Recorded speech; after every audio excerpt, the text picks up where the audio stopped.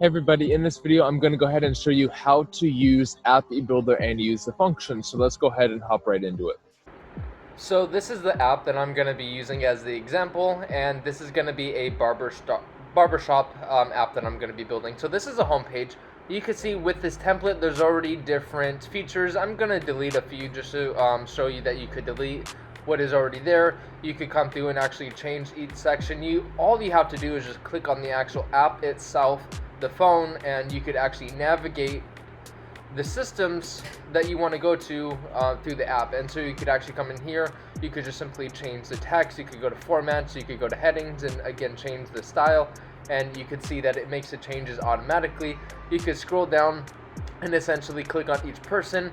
It's going to take you to each individual person. You could change Jack to Bill if you want to, and of course you could come and change each individual person to make it customized to your team. And again, you can customize it how you want. So you could also go in here and click design on your home page, and you could actually see that there's different layout options that you're able to test with. So I'm going to click this one, give it a second.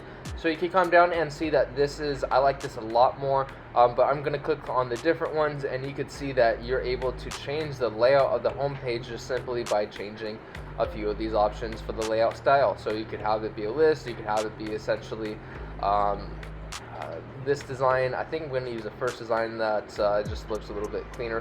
Yeah, I'm going to use that. But that is how you can change the design of your home page. It doesn't have to be the same. You can come down and see other options.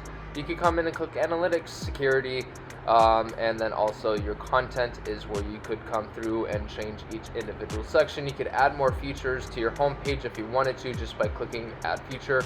You could come in and see all of the features that you currently have, or you could even click add new feature, which is going to take you to the feature marketplace. And again, if you're on the advanced plan, you could have paid features, but if you're on the pro hosting plan, then you have all of these free features that you're able to use, from social media features to team features to audio features to sharing features to chat features to even WooCommerce features and so on. So I'm gonna just show you how to add a Instagram feature and then how to add it to the home page. So I'm gonna scroll down and I'm gonna just click follow us, which is a tab that I just added, and you're gonna see it is added to the home page now.